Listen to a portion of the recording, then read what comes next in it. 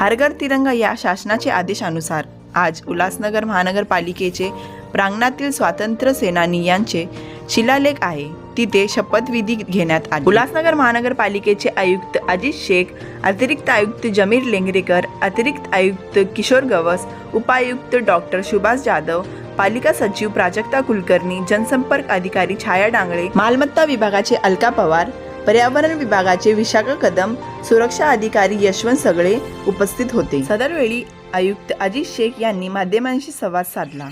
या पूर्ण उपक्रमामध्ये आपल्या महानगरपालिकेनं आणि आपल्या शहराने सक्रिय असा सहभाग घेतलेला आहे आणि त्या अनुषंगाने विविध आपण उपक्रम आणि कार्यक्रमसुद्धा आयोजित केलेले आहे।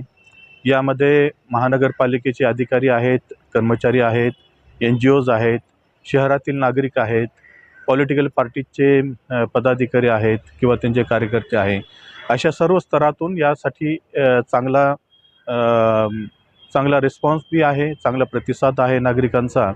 आणि आज आपण या ठिकाणी जे आपले स्वातंत्र्य सेनानी आहेत त्यांना रिमेंबर करून, त्यांची आठवण करून आज या ठिकाणी एक शपथ घेतलेली आहे त्यांच्या प्रित्यर्थ। आणि आम्ही सर्व तिरंगा फडकवू अशा प्रकारची शपथ या ठिकाणी घेतलेली आहे। त्या व्यतिरिक्त एक पर्यावरणाची शपथ आपण घेतलेली आहे की पर्यावरणाच्या समतोल राखण्यासाठी किंवा पर्यावरणाचा ऱ्हास होऊ नये यासाठी कोणत्या उपाययोजना प्रत्येक इंडिव्हिज्युअल आपल्या स्तरावरती घेईल अशा प्रकारची एक शपथ घेतलेली आहे। अशा प्रकारे आज या ठिकाणी ह्या दोन शपथ घेण्यात आलेले आहे। त्या व्यतिरिक्त आपल्या सिंधू भवनमध्ये एक मोठा कार्यक्रम चालू आहे, विभाजन विभूषिका याच्या संबंधातला एक कार्यक्रम चालू आहे।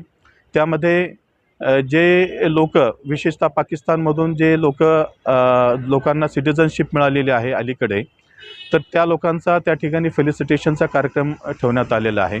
त्या व्यतिरिक्त त्यावेळेचे ज्या काही घटना होत्या त्याचं एक प्रदर्शनसुद्धा ठेवण्यात आलेलं आहे आणि हे प्रदर्शन त्या ठिकाणी 2 दिवस असणार आहे।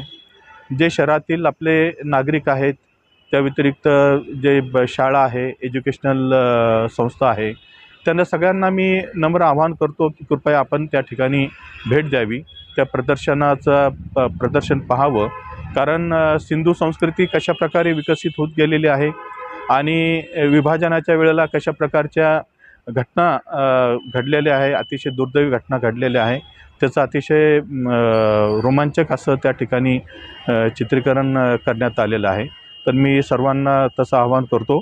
तसंच उद्या आपला 15 ऑगस्ट स्वातंत्र्य दिनानिमित्त विविध असे कार्यक्रम पूर्ण शहरामध्ये आहेत, त्यामध्ये सुद्धा नागरिकांनी सक्रिय असा सहभाग घ्यावा आणि ही देशप्रेमाची जी ज्योत आहे अशीच आपल्या मनामध्ये चमकत राहील, ती ज्वलंत राहील, अशा प्रकारे आपण सर्वांनी त्यासाठी प्रयत्न करावे असं मी सगळ्यांना आवाहन करतो। धन्यवाद। सर, उल्हासनगर शहरामध्ये सगळीकडे झेंडा फडकवण्यासाठी युद्धपातळीवर महानगरपालिका कार्य करते। 15 ऑगस्टच्या नंतर ते झेंडे वेगवेगळ्या स्थितीत असतात, ते आदरपूर्वक काढून ठेवण्यासाठी तुम्ही शहरातील नागरिकांना काय आवाहन कराल? अतिशय महत्त्वाचा असा हा प्रश्न आहे आपला, कारण बऱ्याच वेळा आपण झेंडे फडकवले जातात घराघरामध्ये किंवा प्रत्येक इमारतीवरती, शाळामध्ये, आणि नंतर असं होतं की हे जे झेंडे आहे इतरत्र असे फेकले जातात किंवा त्याची विटंबना केली जाते। हा अतिशय दुर्दैवी प्रकार आहे। ध्वज म्हणजे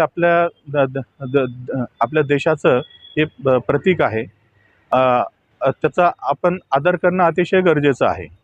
आणि त्यामुळं मी सर्व नागरिकांना त्यामध्ये अगदी रिक्षावाले असतील, ठेलेवाले असतील, विद्यार्थी असतील, कुणी असो, त्यांनी त्यांच्याकडं जो ध्वज आहे त्याचा आपण आदर राखणं गरजेचं आहे।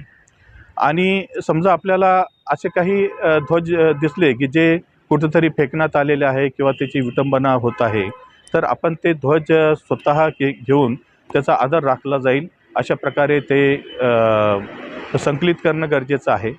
आणि आपल्याला जर आपल्या घरी ठेवणं ते शक्य होणार नसेल किंवा आपल्या दुकानामध्ये ठेवणं शक्य होणार नसेल तर किमान महानगरपालिकेचे जे वॉर्ड ऑफिसेस आहे त्या ठिकाणी आपण ते जमा करावेत असं मी सगळ्यांना नम्र आवाहन करतो.